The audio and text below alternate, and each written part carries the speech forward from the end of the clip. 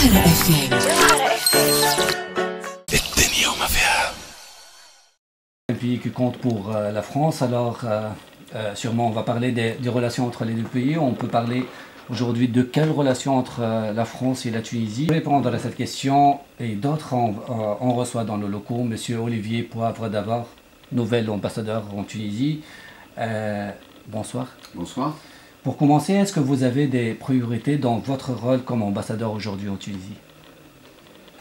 La priorité, c'est la Tunisie. Ouais. C'est-à-dire que c'est pour nous tous, les Tunisiens, les Français, les Européens, tous ceux qui vivent autour de cette Méditerranée, une vraie priorité parce que vous avez accompli ces 5 dernières années un prodige qui, quand on y réfléchit bien, aucun autre pays du monde n'a, ces dernières années, réalisé un changement de gouvernance comme celui-là. Alors une fois qu'on a dit ça, il faut que ceux qui apprécient ce mouvement, et c'est le cas de notre pays, la France, des Européens, accompagnent, et notamment dans le développement économique de ce pays. Vous avez déclaré sur TV5, je pense, que vous allez donner une grande importance pour la sécurité des citoyens français en Tunisie. Non, ça a créé une grande polémique. Je n'ai pas déclaré sur TV5, parce que sur TV5, pendant 1 heure, j'ai expliqué que la Tunisie était un grand pays. Et à la question d'un journaliste qui me demandait s'il y avait des sujets qui pouvaient se poser en effet de sécurité, j'ai dit que tout ambassadeur, évidemment, a parmi ses missions... Parmi ses missions, évidemment... C'est pas une priorité. Non, voilà. D'accord. Vous venez de... Est-ce que vous pouvez nous donner une idée sur votre visite dédiée au Sahel, précisément à Sousse, les endroits à visiter, dans quel objectif? Écoutez, c'est d'abord ma première visite. Je suis arrivé il y a exactement 1 mois en Tunisie, donc j'ai souhaité que ma première visite soit pour le Sahel, pour la région du Sahel, parce qu'il y a des liens anciens évidemment qui existent entre Sousse et d'autres collectivités, que bon, c'est une région où nous avons nécessairement à travers l'Institut français, à travers les relations avec l'université, à travers... C'est le premier déplacement, je pense. C'est mon premier déplacement, et je suis venu, pour être très honnête, parce que j'ai une grande passion qui est pour le football tunisien, car je suis moi-même footballeur passionné, et donc je suis venu pour supporter l'équipe nationale tunisienne, dont j'avais parié devant témoins nombreux, dont le maire de Monastir, qu'elle allait gagner 2-0, et elle a gagné 2-0. Voilà. Donc j'étais dans la tribune du stade de Monastir pour accueillir et pour espérer qu'un jour, peut-être, la France et la Tunisie se retrouvent dans la Coupe du Monde, mais pour ça, il faut que la France soit qualifiée, et aussi que la Tunisie le soit, et là, le match contre la Guinée était de bon augure.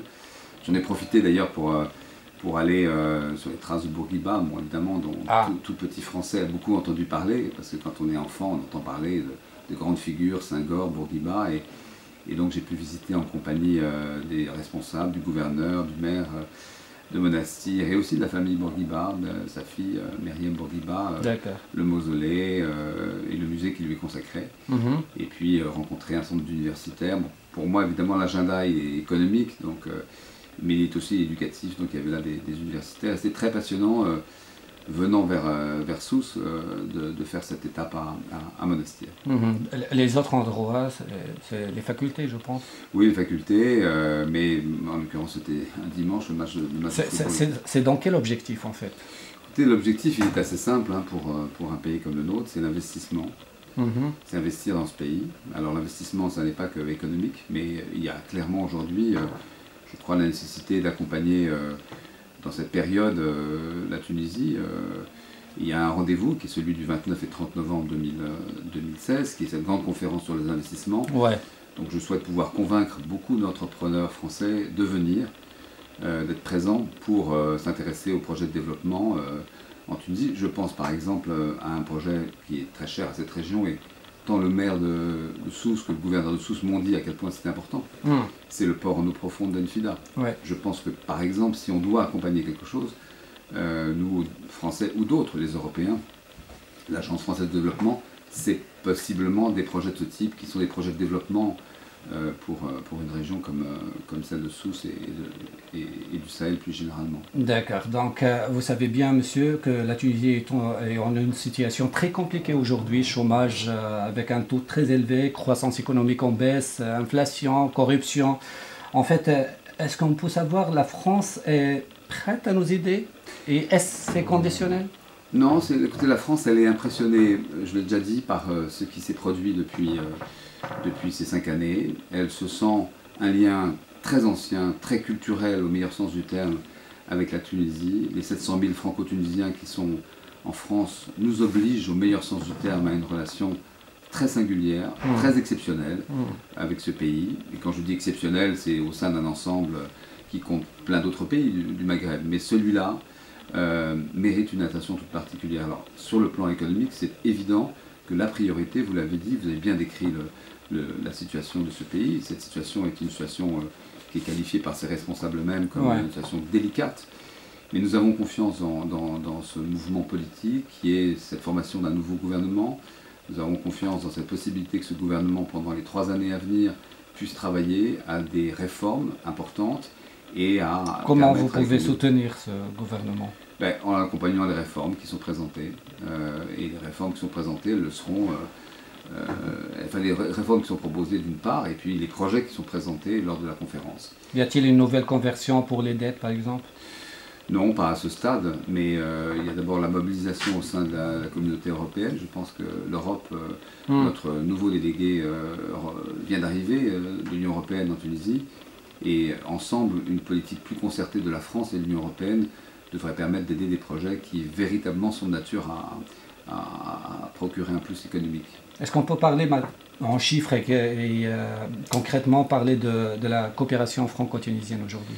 Oui, mais au-delà des chiffres d'ailleurs qui sont connus, puisqu'on a annoncé ce milliard d'investissements sur 5 ans, et l'Union européenne... On est où là maintenant? On va commencer à les dépenser, puisque c'est sur un programme 2016-2020. D'accord.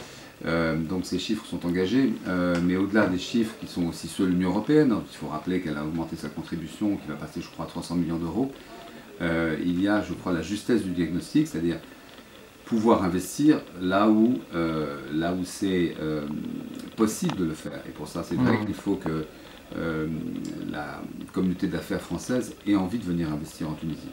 Mais je le vois que c'est le cas. Je pense notamment à un sujet très illustratif, probablement, de ce que vous vivez ici, dans cette région, qu'est le tourisme. Tout le monde sait que la Tunisie vit, entre autres, comme nous vivons, nous Français, des revenus du tourisme. Et donc, c'est important pour nous, par exemple, de relancer le tourisme français à Sousse. Donc, je souhaite que nous accompagnions, par exemple, au printemps prochain, la réouverture de l'ancien hôtel impérial.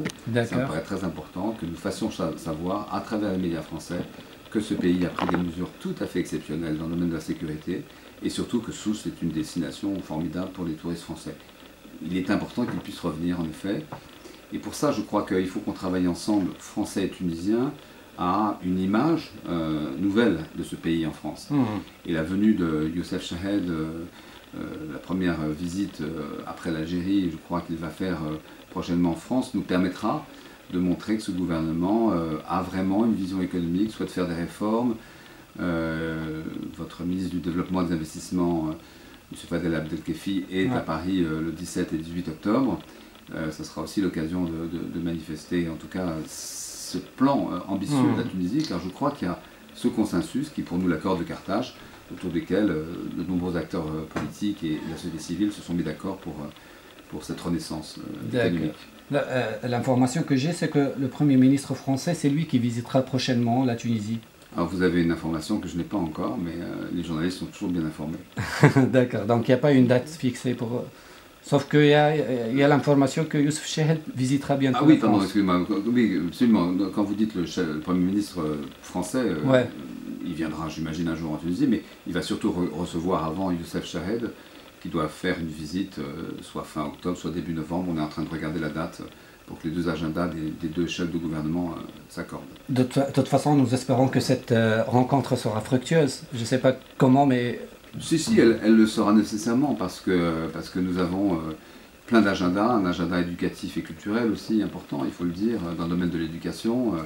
Je vous donne un exemple concernant Sousse, par exemple. Pour nous, il est très important de pouvoir ouvrir un centre culturel nouveau, dans des bâtiments nouveaux, de redévelopper tout un pôle scolaire, et puis surtout d'accompagner toute la réforme de l'éducation et notamment l'apprentissage du français. Pour finir, monsieur l'ambassadeur, vous savez que l'arabe est la langue officielle en Tunisie. Je savais bien que vous avez commencé à l'apprendre 30 ans en arrière en Égypte. Non, je baragouinais je me trompe pas. Un arabe qui n'est pas tout à fait l'arabe tunisien, puisque c'était en Égypte. L'égyptien. C'était égyptien, et je dois dire que je parle surtout le russe, l'allemand, l'anglais et le tchèque, et donc je vais me mettre à l'arabe, je vous le promets. Je ne vous promets pas que ma prochaine interview sera en arabe, mais je vais faire tout pour être audible dans votre langue aussi, comme le français. Mot de la fin. Merci beaucoup. Shukran. Merci. Jawahara FM.